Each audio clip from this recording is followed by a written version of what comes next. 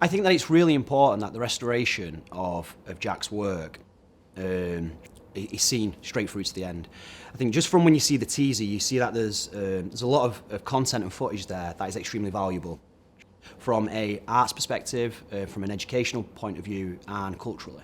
And I think that as much of the content, and I'm very aware there's a lot of it as well, that should be restored from end to end. And I think if I know the work that Dig and Toasty do from an educational piece with students, that upskilling part, there's possibly an element of a dying art there where we can introduce them to certain ways and practices that media students will never have come across and may never come across in current mainstream education. Capturing this musical legacy is a fantastic thing to do. Britain is so famous for its music, so chucking all this history into the canal will be devastating. I think this project would really benefit the heritage of the actual footage and the local communities that would get involved in this, because the project would be so far-reaching. There's footage including ballet in there, Salvador Dali, there's music,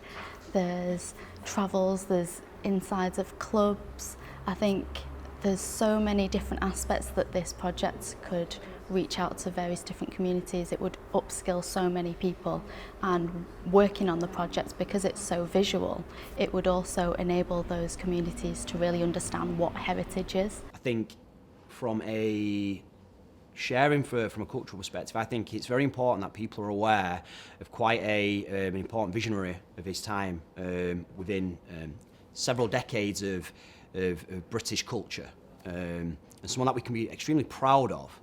I think if they can couple that with the utilisation with an educational aspect, and they can upskill the next generation within media, I think that is an absolute testament to what Dig and Toast are trying to achieve. As someone who does a lot of work with young people and hard-to-reach groups, I think it's great that they get the opportunity to work on real-life briefs and real-life content and actually contribute to something worthwhile and meaningful. Very, very, very important that you've got the young people involved in this project. It's sort of such an amazing opportunity for them to be involved in a project of this magnitude. It's a superb experience for them to put on the CV and to do something that will make them stand out. I think we wouldn't be in the jobs we are now without this project. Working on this has really helped us. What we did last year and compared to it tonight, it's just so incredible, because it's come so far. It gives us a real opportunity to let people of today know what it was like 50, 60 years ago.